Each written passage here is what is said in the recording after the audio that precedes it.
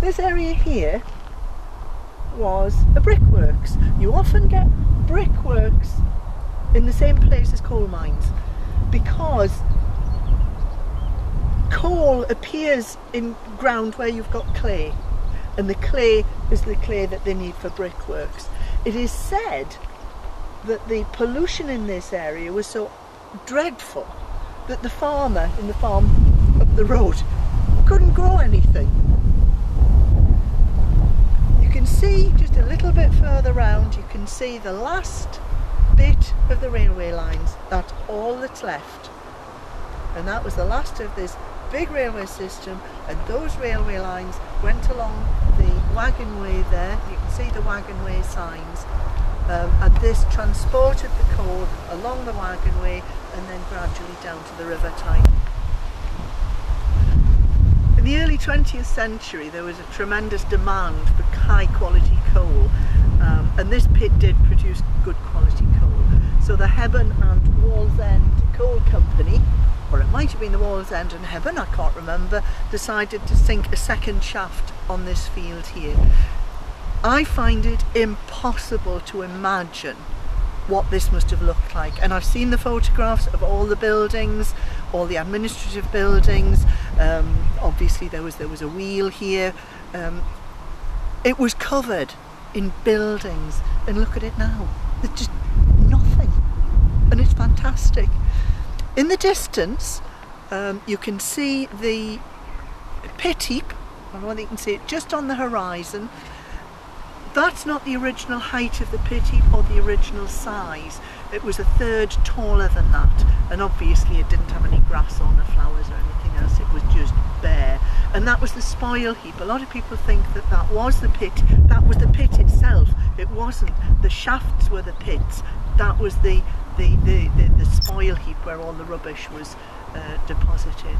But on this side here they had baths. This was quite an advanced pit where men actually could get washed before they went home, instead of having to go home all dirty.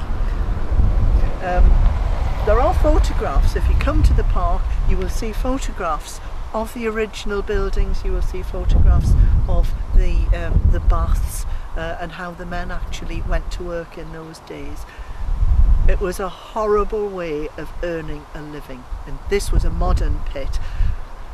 In times before this, I just cannot imagine how awful it must have been, particularly when you had children going down to the pit and being subjected to the dangers that were there. Unbelievable.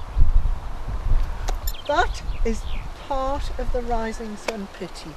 Hard to believe, isn't it, when you see all the trees and the birds, that was the spoil heap, all the rubbish that they had to take out of the ground before they could get to the coal.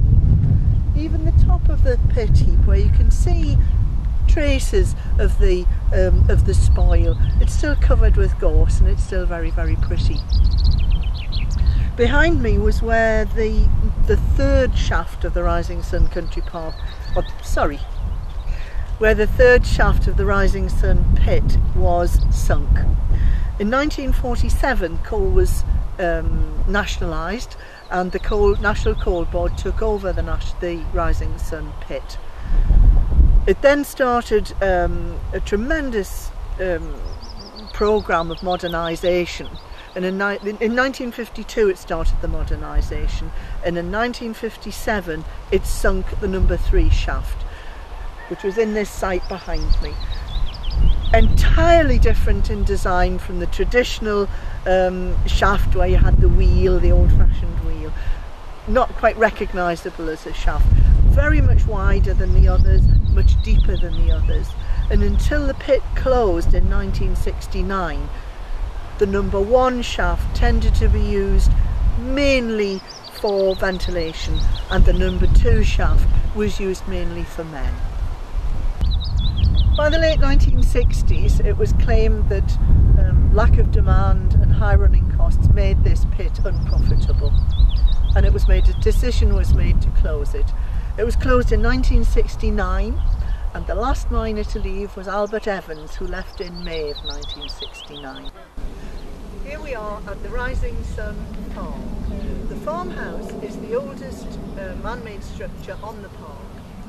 In 1742 there was an electrical storm, which I think must have been something of a humdinger, because it destroyed all the buildings. I don't think it did the animals too much good, but nobody was killed, fortunately. It's now run as an organic farm. We've got a super farm manager who specialises in old breeds of pigs and sheep, and particularly poultry. He's very keen on old breeds of poultry. And to be an organic farm, it has to be approved by the Soil Association, and they come and inspect regularly to make sure that all the rules are being abided by. Behind me are the stables.